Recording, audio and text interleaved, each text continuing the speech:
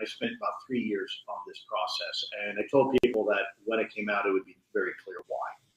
And so here's a long story short. When you write a book and you write something down, it's indelible. It's forever. You can do an interview on mainstream media all day long. It goes into the Ethernet in ones and zeros, and people may or may not see it in the future. When you write something down, it's the reason why the Egyptians wrote on papyrus, the Book of the Dead. It's the reason why the Magna Carta was written on parchment and why our Declaration of Independence was written down, because it becomes a point of record, permanent record that outlives the person who wrote it. And it's a record of what I experienced when I was in the government.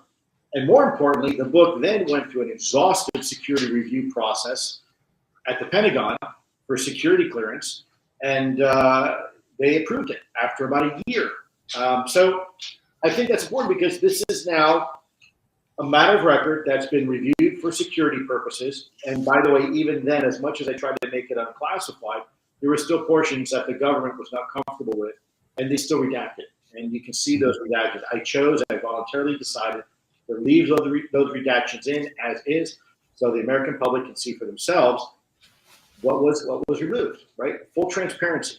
So that was my purpose for writing this book, and hopefully when more people come out, more whistleblowers come out and they want to have the conversation, they don't have to start from scratch. They don't have to start from ground zero. They can start where this left off, right? And it hopefully will encourage people to come forward and talk to Congress and ultimately hopefully get that information to the American people about the reality of UAP and about the reality that our government has had interest, a long-term interest in this topic for decades. Well, that's great. That's incredible. So Lou, so our first question comes from, I believe it's Arnie in Finland. And the question is, why should anyone believe only oral and written testimony without physical evidence? Why not make a full release when none will believe you anyway? Yeah, great question. Well, first of all, we're trying to do that. So evidence is fact-based. Evidence isn't just necessarily written word. It is materials. It's videos, which have, by the way, subsequently been released, not only by me, and I had approved, and some people released the 3 famous videos. That is evidence.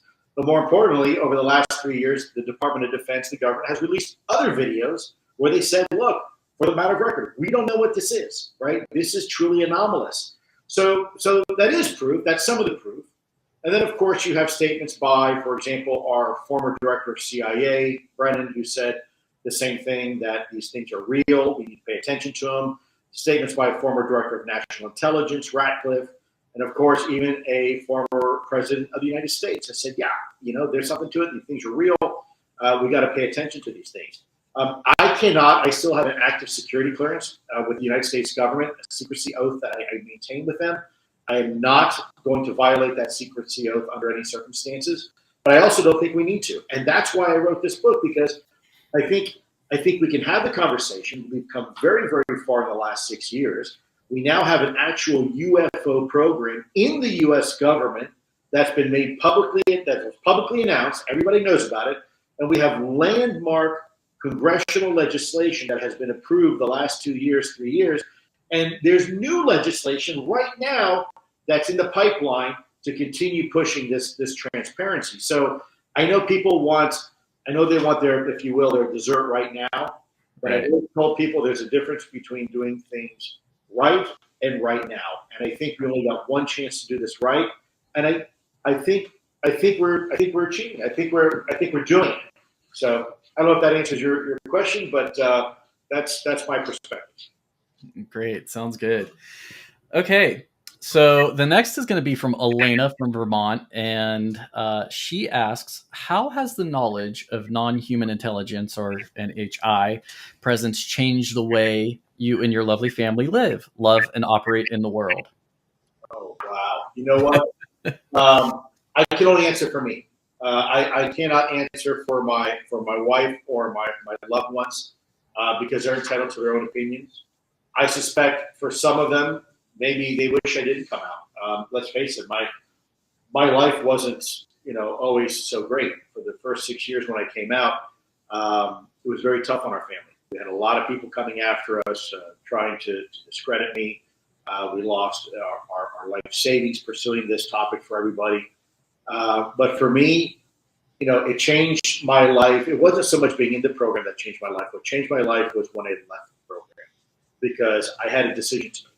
And either I could forever live with this secret that I knew was wrong to keep from people, or I could fulfill my oath, and that oath that I took to defend this country from all enemies, foreign and domestic. In this case, it happened to be the bureaucracy that was the enemy, and leave my job and go public. By the way, if you hear this pitter pattering in the background, my daughter has a German Shepherd. He's got it. So anybody out there, if you hear this pitter pattering, it's It's fine. Thanks, Lou. Okay, so next one. Austin from Oregon. Now, this is a question I will admit I had to look up a little bit. He wants to know, other than the CE5 protocol, do you know of any other methods, rituals, or esoteric techniques, for example, visualization, that have successfully initiated interactions with UAP or NHI? If so, can you describe these methods? Well, first of all, I have to be completely honest with you. I'm not familiar with the CE5. I'm not convinced it works one way or the other. Maybe it does, maybe it doesn't. So I just want to make sure, words aren't put into my mouth. But what I will say is that there are potentially some things that we believe, and I put it in my book, that attract UAP. One of them for sure is nuclear capabilities, nuclear technology, nuclear propulsion, nuclear weapon systems. There also seems to be an affinity towards water. And what is not in my book, we did some preliminary experiments some time ago where it seems that maybe even some sort of LED lights in a certain way. There was some reporting that when people use a certain frequency of lights, that UAP show up. And so that's something I think we should explore a little bit. But again, what we do know for sure is nuclear capabilities, nuclear technology, and water seems to be there seems to be some sort of connection there with UFOs. That's really interesting. I think it's very common for people to think that UFOs are seen as purely a outer space or aerial phenomenon, but the taking the imagination into, or not imagination, but the reality that these phenomena could occur anywhere within any sort of within water, within air, or even areas of the universe we have yet to discover. Well, the reports are historical too. It's not just now. We've been seeing this for decades, and if Right. possibly there may be some historical records going back centuries. Now, of course, not with nuclear technologies, but Right. on large bodies of water and whatnot. So it's certainly worthy of exploration. It's a great question. So, okay, next question comes from Derek from Pennsylvania. And Derek says, can't wait for the book. Love you and your family. I'd like to hear your thoughts on the Fermi paradox and how it isolated us from other worlds. Wow, what fantastic. First of all, Derek, thank you very much, brother. Appreciate it. So the Fermi paradox, for those who may not be aware, that there was a discussion with Fermi scientists some time ago. He was actually working he was one of the fathers of the atomic age, and there was this discussion where he was having with some colleagues and said, look, if the universe is so vast and life, planets are everywhere, and technically there's an infinite number of worlds, then there should be an infinite number of life forms. And if there's an infinite number of life forms, why aren't they here? I mean, they should be everywhere. They should be walking down Main Street, right, shopping at Macy's and whatnot. Mm-hmm. And so that is part of the Fermi paradox. And the answer to that is not an easy one, because I don't think it's been solved quite yet. But there's lots of counter theories. First of all is that intelligent species are few and far between in our universe. Another one is the vastness of space itself. And then the other argument is, well, look, here's an example. For years, there have been stories about giant squid and kraken in the ocean. And if they're real, how come nobody's ever seen them? And it turns out, you know what? There are. And there's a lot of them. They're just called the giant squid of the Pacific. And they live in the very, very deepest parts of the ocean. They don't do well. They embolize if they get to, if you will, their death, right? They're sensitive to pressure. So if they get too close to the surface, they embolize and they die. So So their environment is well below the surface of the ocean, where the pressures are enormous, where we as terrestrial creatures, we live comfortably on land. So it is possible that the mere environment that we live in may not be very suitable. But then there's the argument that they are here and they have been here, and that just like we are, when we go exploring in the African Serengeti, there's wildlife out there, and we try not to disturb the wildlife. We try to observe from afar, right? I was recently on a podcast with somebody, who was actually Joe Rogan, who asked me a very similar question, and the response was, look, if you look on YouTube right now, you'll see videos in China where the zookeepers often are performing their work wearing a panda suit. And they wear a panda suit when they're engaging the pandas because they don't want to disrupt the wildlife. They want to try to keep it as natural as possible. Now, to us, it looks kind of silly, but it's a type of camouflage because they don't want to stress the animals in the zoo, the pandas in particular. So they wear these little panda outfits, and they feed them and groom them and whatnot. So it's a great question. I think there's a lot of ways we can go down that road. There's also the discussion of transpermia, that maybe life on Earth started from somewhere else. That's also possible too. Or that civilizations get to a certain point technologically and then they wipe themselves out, right? They become extinct as they start developing technologies that you use one time and boom, it's over. I'll digress here very quickly, and then I'll move on to the next one. But the famous saying by someone that said, look, I know how World War I was fought, and I know how World War II was fought. I don't know how World War III will be fought, but World War IV will be fought with sticks and stones. Right? So it's possible that a lot of species, they develop up to a certain point, and a lot of them just wind up wiping themselves off out of existence. Wow. Great question, by the way, Derek. Thank you. Ago. So Branson from Texas asks, did the pilots of the Marines Air Wing, Red Devils, acting as the enemy during the Nimitz attack of 2004, see the Tic Tac object since they were supposed to be in the area of Commander Fravor's cap point? Yeah, they weren't actually at the cap point yet, and they were running low on fuel. They all got called to go back to the Nimitz, but Chad Underwood afterwards, for those who may not know, the story goes on. People think that it ended with Alex Dietrich and Commander Fravor all going back to the Nimitz with the other folks, but that was only half the story, because as Fravor was coming onto the boat, Chad Underwood was getting suited up to go fly, and he basically told Fravor, I'm going to go find that thing. And so he went out flying, and sure enough, he found it. And that's where the famous video, the Tic Tac video, actually was recorded. It came from Chad Underwood's F-18, and he has said over and over again that this thing was behaving in a way that, frankly, to him, appeared to be defying physics. So again, great question, but fortunately they were low on fuel, so they all had to head back, and Fravor never made it to his cap point, nor did the other aircraft that came back. But Chad Underwood subsequently went out, and he found it.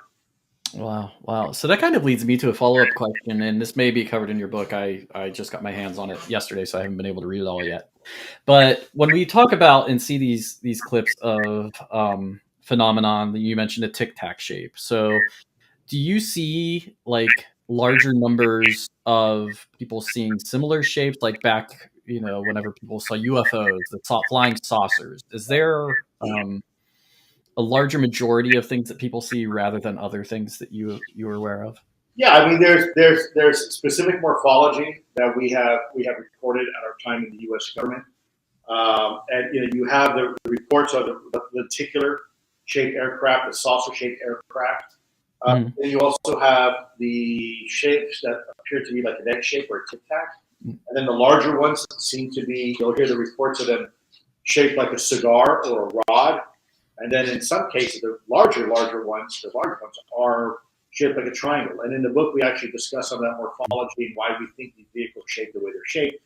It comes down to their propulsion, the number of propulsion units that they have to do what they do and create these, as some of the scientists describe it, as a warp bubble to insulate the craft. And then when you get beyond that, you kind of lose your economy of scale, and there is no really geometric shape that allows you to maximize, lower your number of propulsion drives while maximizing, if you will, your real estate inside the bubble.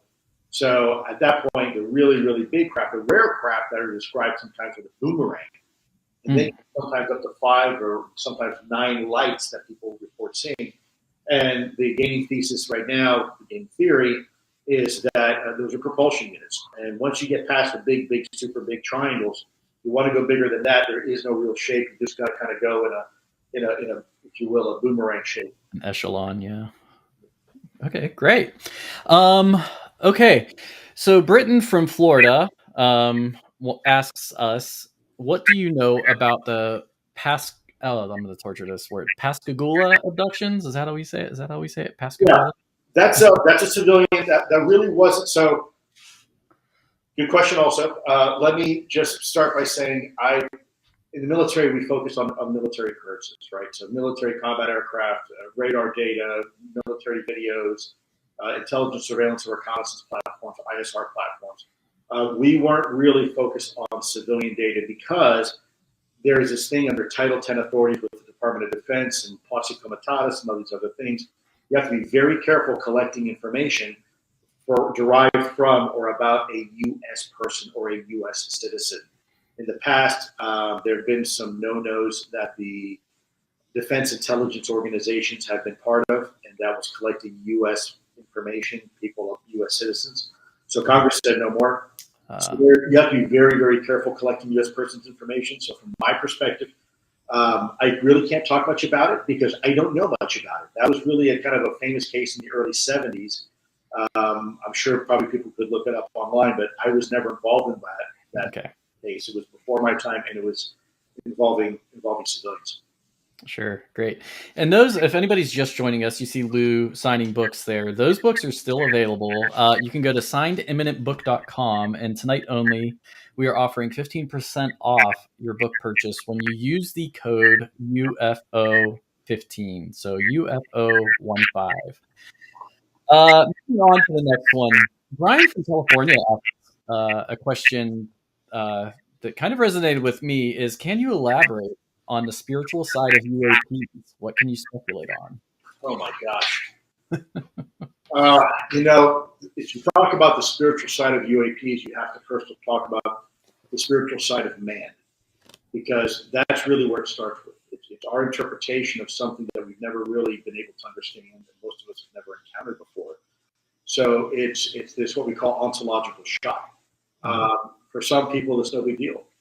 For example, my daughter and their generation, they're far more accepting of this topic than my generation was, right? We had so much stigma and taboo associated with this topic.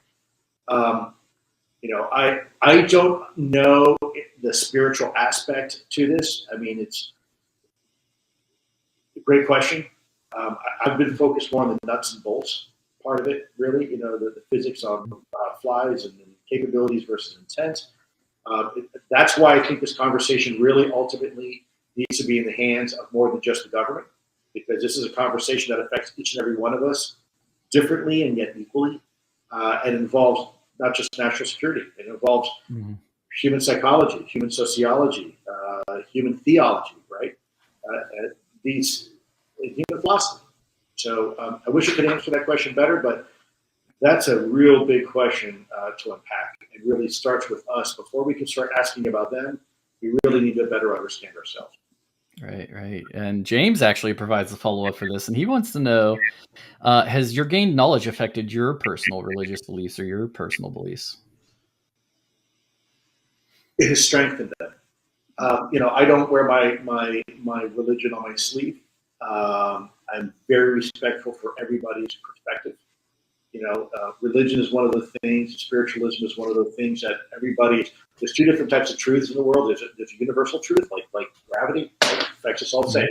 And then you have personal truths. And personal truths is like politics or religion, where they're just as true as a universal truth to individuals, but they're not to the collective. And so I'm always very careful not to impose my views on people, but it has reinforced my views. If anything, when I was at the Vatican, I spoke to a senior Vatican academic, Monsignor, and he told me, he said, look, up until the 1600s, it was actually heretical, heresy, to say that there wasn't life possibly out of the cosmos, because that puts restrictions on the dominion of God, right? Mm-hmm. Supremacy or her supremacy or its supremacy, whatever. And so, for me, it has just reinforced. It's just like when Galileo first proposed that the Earth was not the center of the solar system. Mm-hmm. People got very upset by that. At the end of the day, I don't think it threatened religion at all. I think, if anything, it probably in the end bolstered it because people realized just how vast and how incredibly large the universe and magnificent it really is. Right. That's an incredible answer. I didn't mention this before, but I am working on my master's of theology, so that's that question really. So we only have time for a couple more. So I'm going to ask Lou's question, or no, not Lou, you're Lou. Bill from Delaware's question. Another Lou. I feel sorry for that person. And he wants to know, if you were in our shoes, what questions would you ask yourself? Oh my! Boy, how long do we have for this question? I would start asking ourselves. You know what I would do? I would first go to my family members and hug them and kiss them. And at the end of the day, that's your priority. This topic is not your priority. I know it's interesting. I know it's fascinating, but it's not your priority, and it shouldn't be my priority. Our families, the ones we love, should be our priority more than anything, because that's the real meaning of life. Everything else, we're going to figure out either way. It starts with love. That is the universal intrinsic value of anything, of existence, and I think that is what we should focus on. And once we do a better job of doing that, we may be prepared to start unlocking some of the greater secrets of the universe, in my opinion. Wow, that's a good answer. Okay, so the last one, and I saved this one for last, and it's a big question from Andrew from Colorado. And he asks, in your mind, why is the disclosure more important now than ever to be released to the public? Can we handle the truth? What is the earth shattering that they have kept it from us for so long? First of all, I believe America can handle the truth. I think the world can handle the truth. I think they deserve the truth. It is not more important now than ever. It's always been important. And I'm gonna spend a little time on this question because this is very important. There are three fundamental pillars that I have as a person. The first one is transparency, truth and transparency. The next one is accountability, and the third is anti-corruption. And I'll explain that why. So, truth and transparency are part of the same coin, if you will, and they go hand in hand with accountability. In our government, our democracy only works because people believe that our government is doing its job for the betterment of us, right? We're representative of the people, for the people, by the people. The moment we lose that faith and confidence, it's very slippery slope to something we don't really want to try to address too much. And we'll get to it in a second. We get into tyranny and totalitarianism without democracy. And I believe none of us want that. I think so I'll share with you a story I've shared before, very personal story. When I was driving with my father about a month before he died, he didn't tell me he was sick, but I knew he was sick. He wasn't eating. He was starting to degrade. We went on a drive together down to Florida. And it was my last trip with my father, and I knew in my heart it was going to be the last trip. And I asked my father, kind of flippantly, I said, Dad, what is the greatest threat to humanity? Keeping in mind, I was thinking he was going to say maybe some sort of epidemic or maybe terrorism. He looked at me and said, son, corruption. I said, corruption? Like financial corruption? He said, no, son, corruption. Any type of corruption. Financial corruption, religious corruption, governmental corruption. Right? Any type of corruption, because what you're doing is you're compromising your values. When you engage in corruption, you're compromising your values in exchange, trading for something else.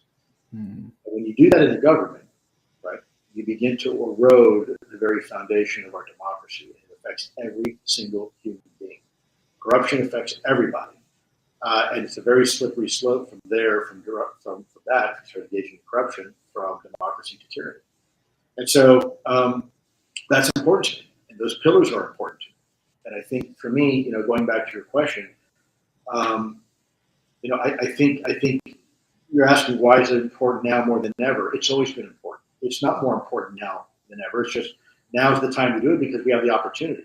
We should have done this decades ago, quite frankly, but people didn't. So someone's got to do it, and there's a lot of people behind me that are pushing for this. There's members of Congress right now that are doing an incredible job pushing for disclosure. There's people in the executive branch. There are groups of individuals I personally know and have worked with that want the truth to come out. They know the truth, but there's also a faction of individuals in the government that don't want this conversation to occur yet. There's reasons for that. I won't get into them now. And that's the problem. For me, that's the enemy. That's why I left the government to begin with.